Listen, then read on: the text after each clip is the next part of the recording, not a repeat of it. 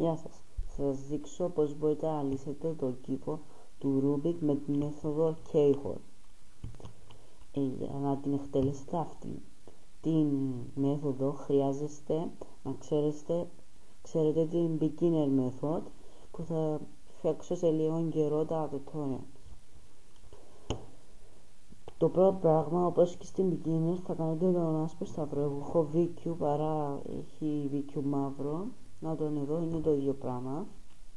Ναι, και βάλετε και αφήνετε και κάνετε όπως στον beginner που πάρετε το κάθε κομμάτι έτσι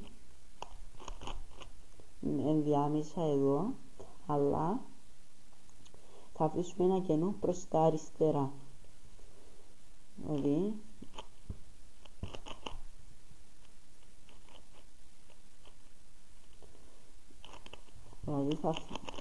δεν μας πειράζει όποιο να είναι, αρκεί να είναι προς τα αριστερά. Τώρα βγήκε ταυτόχρονα. Θα χαλάσω αυτό για να σας το δείξω καλύτερα. Εσείς όμως μην το χαλάσετε για χρόνο. Θα βάλω αυτό που μου άρεσε.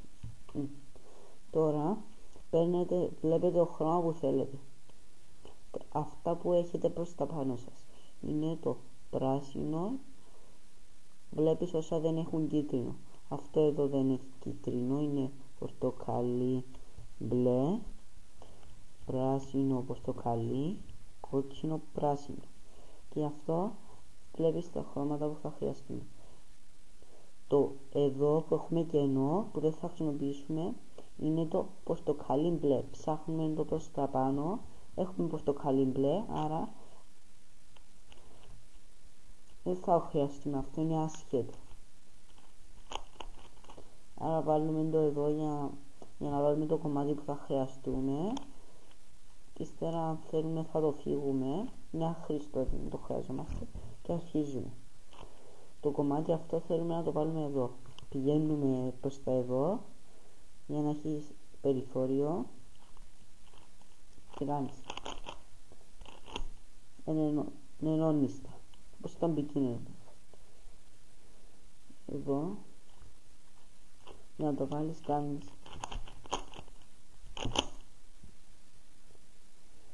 και ενώνεις τα και έτσι κάνεις συνέχεια. Τώρα αυτό εδώ για να το βάλεις εδώ γυρίζεις, κάνεις εγώ κάνω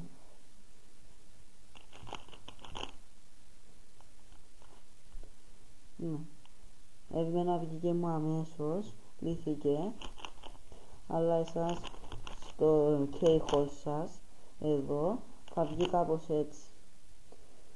Ήταν έτσι, θα βγαίνει εμένα και κάνεις όπως τον beginner. Βάλεις το εδώ και αρχίζεις και κάνεις